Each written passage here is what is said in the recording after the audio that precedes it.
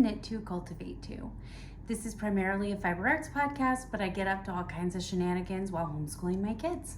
My name's Emily, and I live with my husband and kids in Midland, Michigan. Welcome. If this is your first time, welcome. I hope you find something you like. If you're a returning viewer, thank you again for coming back. I only have a few things I want to mention. First off is the giveaway from episode 12.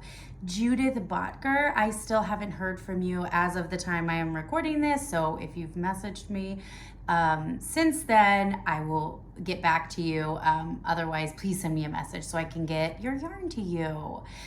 The second thing I want to talk about is the Woolen Homestead collaboration that was posted since the last episode. We got together, my friend Tiffany, who also is in Midland, got together and tried a new craft to both of us and made these little notions trays. But I'm gonna take this out and I'll show you how mine turned out. I really, really love it. But anyway, go watch that. We had a really good time and hopefully we'll do that again. Also, a knit along collaboration is coming up hopefully in October, so keep your eyes out for that. I hope we'll have more information, I think, next time. But other than that, let's talk about knitting. Finished objects, I only have one. The only thing I want to make sure, yes, only one object, is the Brioche Shawl Feathers by Anna Kylenin, I think, about $6.31 US, and I cast it off since the last time. Like I thought, it's much smaller than anticipated. I haven't blocked it yet, so I'm not going to get discouraged. Also, I knew this was gonna happen. I've knit a lot of brioche, so I knew it was tighter than I wanted, tighter than I prefer, but it was gauge, so I stuck to it for this one. But this is what I've got. You can see the feathers. I need to block it so it lays flat, but it's this really cool tie-dye color with a very neon background. Oh, you can kind of see the feathers better this way. I just think you missed out on all the variegated yarn, so I wanted this to be my main color. But anyway, I'm happy with it. I'm worried it's not gonna get a lot of use because it's not necessarily a size I wear very often. But I'm gonna block it and be hopeful. And if I don't wear it, I think my daughter will wear it a lot as a kind of like wraparound scarf or cowl. But it is done and I will show it to you again after I block it to see the difference. Okay, well, while I don't have a lot of finished objects, I do have a lot of works in progress. So for my first whip, I have the French Market Bag by Alexandra Tavel, which is $4.50 US. I didn't update this on the notes, so I'm winging it. Anyway, it's just a net produce bag. I had fingering cotton, and this calls for worsted, so I knew it was gonna be like a produce size bag. I'm just using stash, so it didn't really matter to me. But I've got about this much done. It's very, very slow going. I am using a 2.55 millimeter crochet hook. It's very small and it's just too small of a hook for this yarn, so it doesn't catch as well. So it's just slower going than the first bag was, but I've been, taking it out on my porch and working on like a row at a time. And so it's coming. It's a nice stash buster, so it feels productive. Okay, next I'm gonna talk about the wreath I'm making because the wreath on my door is from Thanksgiving. I got motivated to make wreaths for every season, which I still wanna do. Made Halloween, Thanksgiving, and stopped. So that is still up. It is in fabulous condition, so I'm very happy with how well they wear. But I'm ready to make another one. So I was making a back to school one. I'm gonna show you the two wreaths I'm using. The first wreath is the inspiration photo, but I didn't love the shape of the apple. So I am using another pattern as the outer portion, and it's these ruffles. So instead of just stockinette covering this metal frame, it's ruffles. And so it looks more substantial because it's, you know, a good distance off the metal. It looks larger in diameter, but it's not. So I'm doing an apple, and then I have, I don't know if I can hold all this. I'm so excited. A little chalkboard that I really just was winging. But I don't know what I'm gonna write on it yet, but that will go on here somewhere. And I wanna do a little ruler and like a little piece of chalk.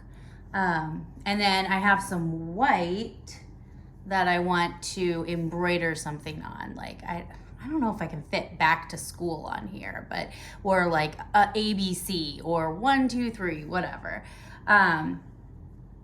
Yeah, so I'm really excited about that. So that will be, you know, maybe up for a little bit of September before I get the which one out again. But I'm excited to finally have motivation, and this was mostly a stash busting project. I had the black, the brown, and this much of the wreath of red.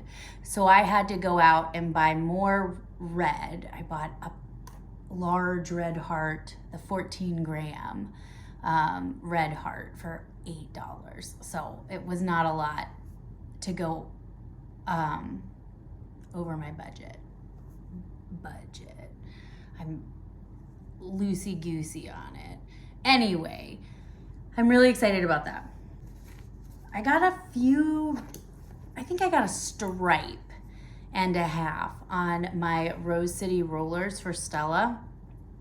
The thing I wanted to point out about these, I wasn't even gonna talk about them. I did such an insignificant amount. But the thing I wanted to talk about was that I recently started using these as my running socks. And I was a little hesitant because I was like, my feet sweat, so they're not gonna cut it.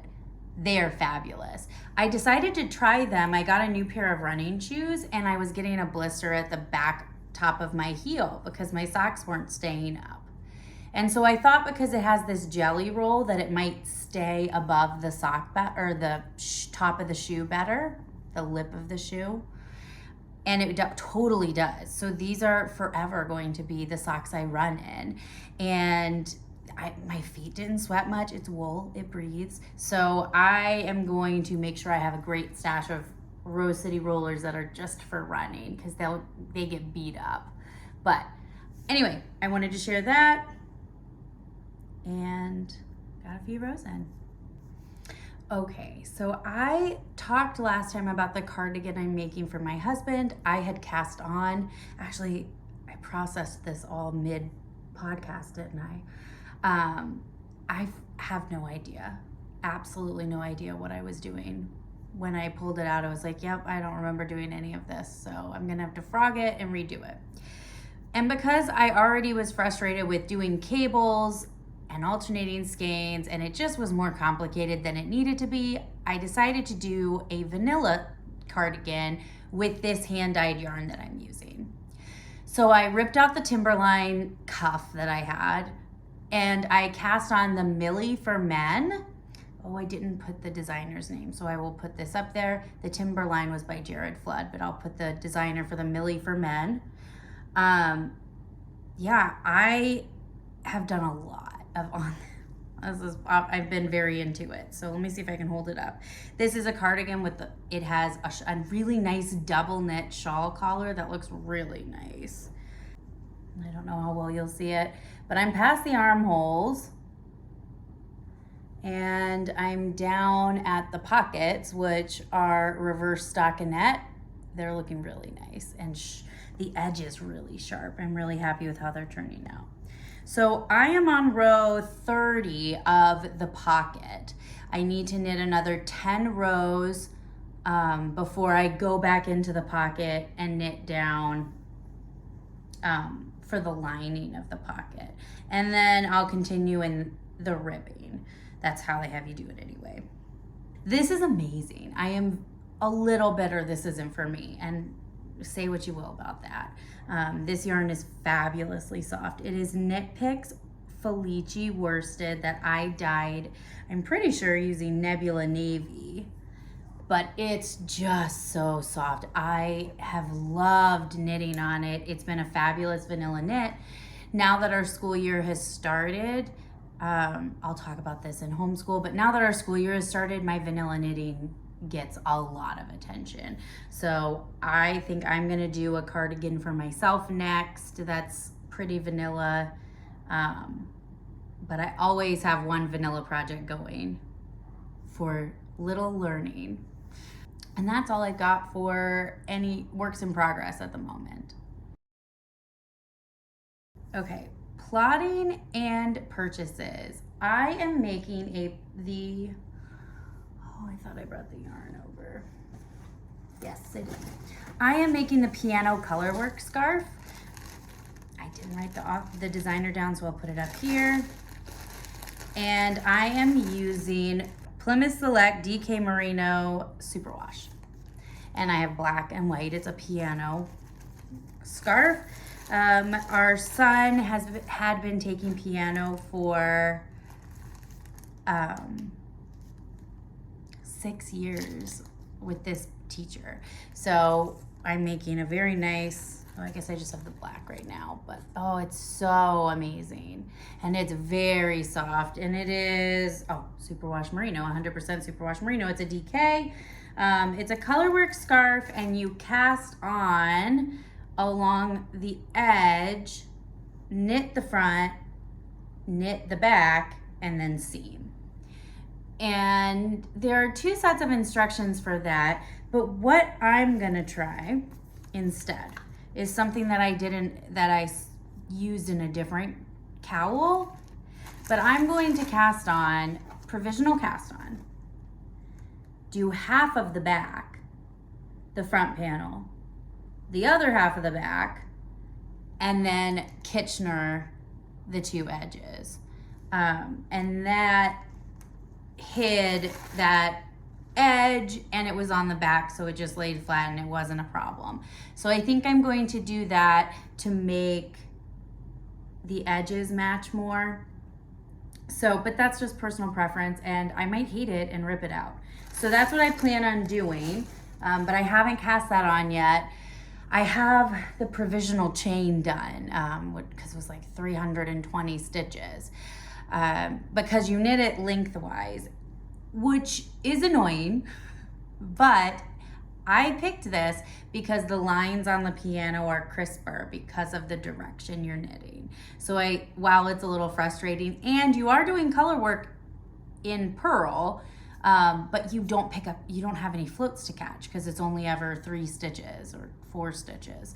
So you don't have to catch floats. So I don't think it's gonna be too bad. The other thing I might do, I haven't decided about this one, but Pretty Twisted Yarns is doing a spooky sweater knit along. And I've got plenty of time to knit a sweater, and I told myself I would knit a sweater for myself after this cardigan as my vanilla knitting. But I mean, most of a yoked sweater is vanilla knitting, so I could just do a yoked sweater. So I'm thinking of doing the Santa's Workshop sweater, which is a Nightmare Before Christmas sweater, and it has little Jack Skellingtons on it, and I think that's what I want to do. It also wouldn't take a ton of different colors of yarn. It was a black sweater, and it had white, red, and green, and that's it. So it would be pretty easy dye job. And I have the yarn, I have Knit Picks Capretta to dye in my stash, so I'll use that. The next thing I've got, somebody showed me this pattern, a friend of mine showed me this pattern, the Snow Fern Shawl. I didn't write who did this pattern either. I'll put it up. I have a pound of alpaca that's just about that color. So I think what I'm gonna do is spin the yarn to knit this. So I think that, or at least I'm going to allocate that as the yarn for this. But I think I'm gonna spin that.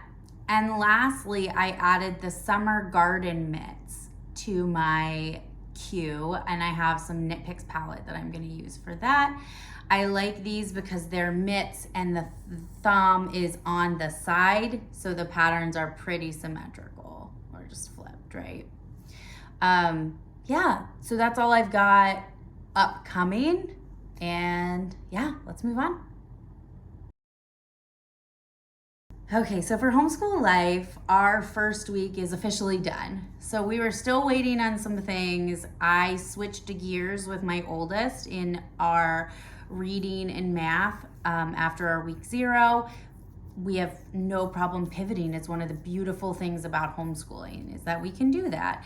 So we changed directions and we were just waiting on some stuff. So his week was kind of just a mix of things. Now, we plan a 36-week school year. A lot of our curriculum is 32 weeks. I think each of the kids have a curriculum that's 36 weeks, and then everything else is 32.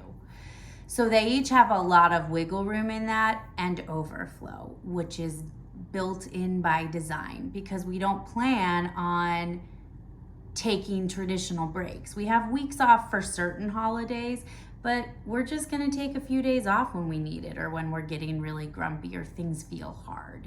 Or it's winter doldrums. We live in Michigan.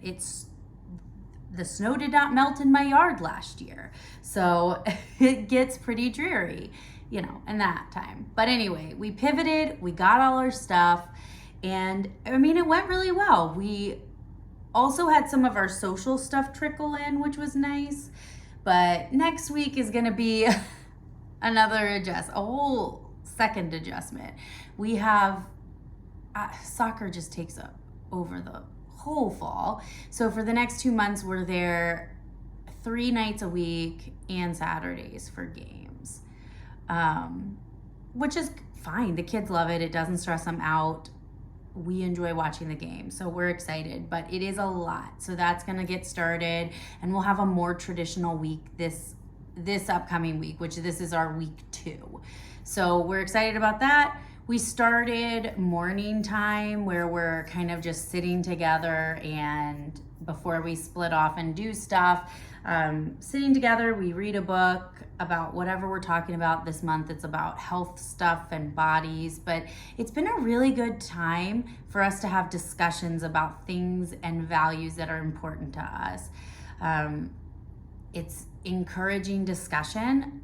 My daughter's piping up in ways that she doesn't always in a group setting. My son is a talker and he'll answer all the questions. And so she's more, maybe by force, an observer, but she's piping up and interacting, and that's great. So we've really enjoyed that. And then another thing my husband's been doing, which is fabulous, is at the dinner table asking, just like everyone does, oh, what'd you do in school today, right? The fun part about this discussion when you're a homeschooler is you can't just say nothing because mom's there. You can't get away with not answering the question because mom's like, oh, well, do you remember when we did this? But the other thing was, he was asking specific questions about what they learned. And without them realizing it, they had a free review session. But it was effective because mom could help them remember things, right? What we did. Whereas when we would ask Eli that in public school, he would say, I don't know, or I don't remember. And well, we don't know, so we can't, end of discussion, right? So that's fine. But it was interesting, had not thought of how that would be different now.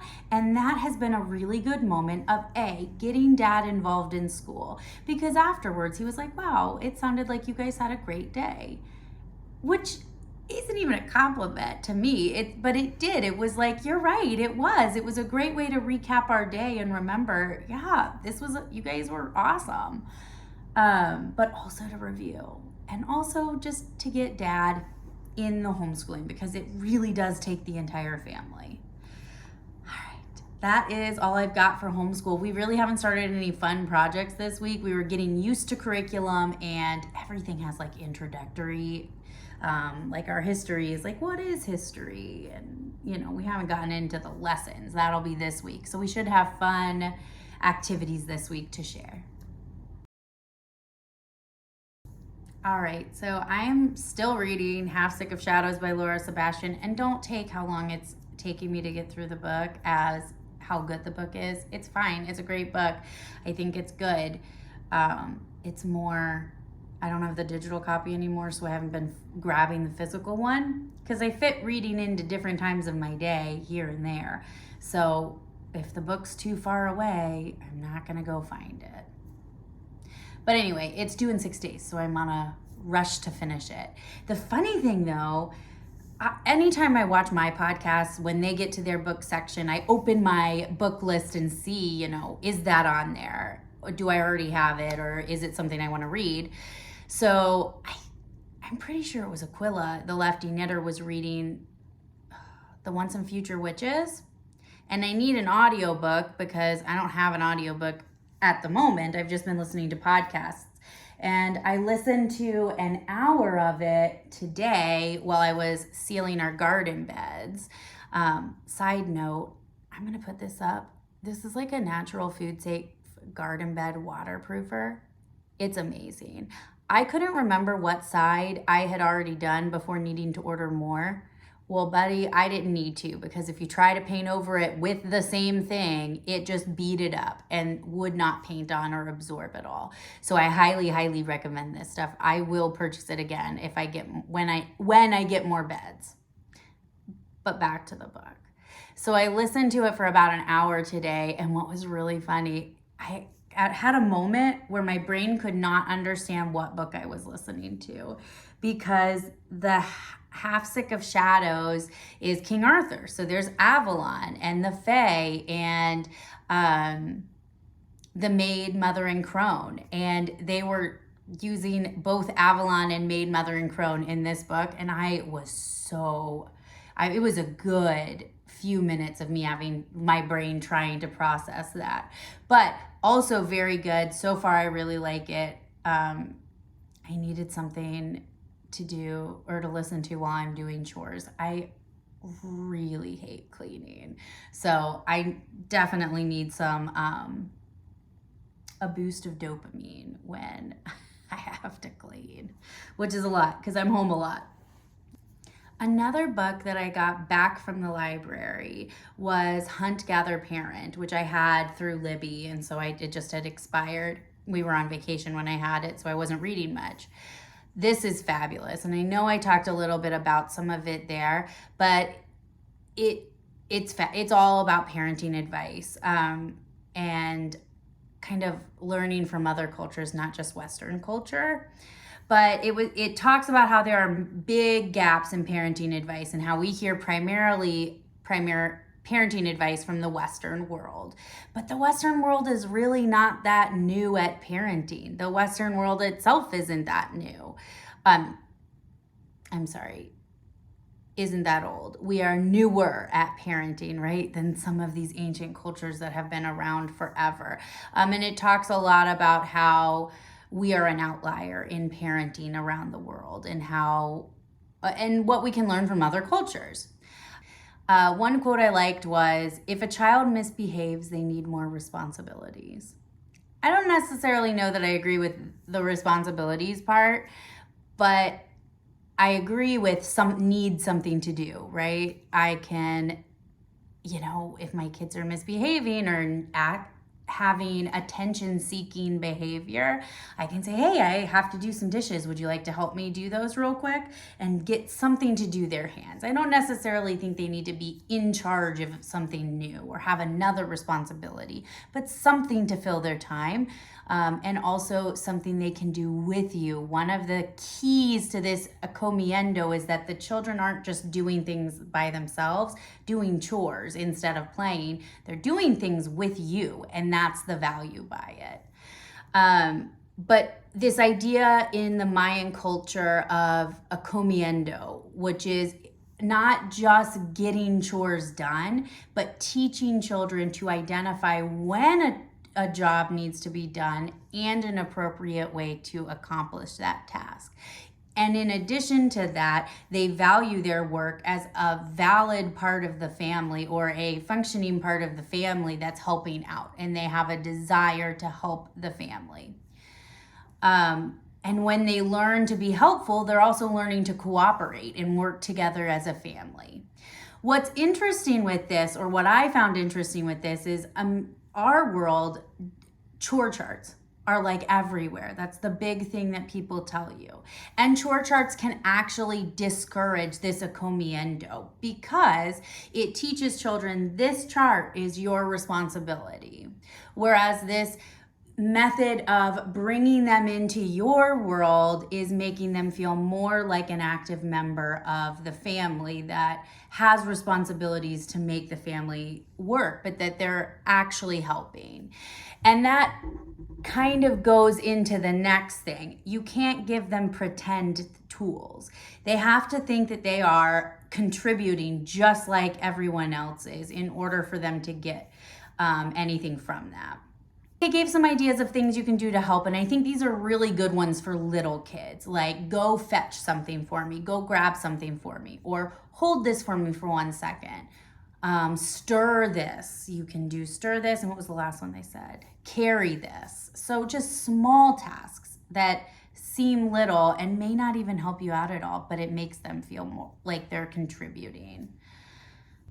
So another thing about this is that you shouldn't try and force a task. The task is supposed to be beneficial in helping your children learn the idea of accomiendo. But don't force a task. We're training them to help us, not to obey us. The goal is to get them to notice when something needs to be done and do it, and be motivated, self-motivated to do it without having to be asked. But the goal of accomiendo is not about obedience. So, but yeah, and she gave a great story about a mother getting her kids out the door to school, which we all know is very, very stressful. And the point she made was that each family member understood how the other family members worked. And as a result, their home had this wonderful sense of cohesion and coordination. And I just think that's fabulous. I think that is something that we have been striving to do more and more as a family, is understand each other better.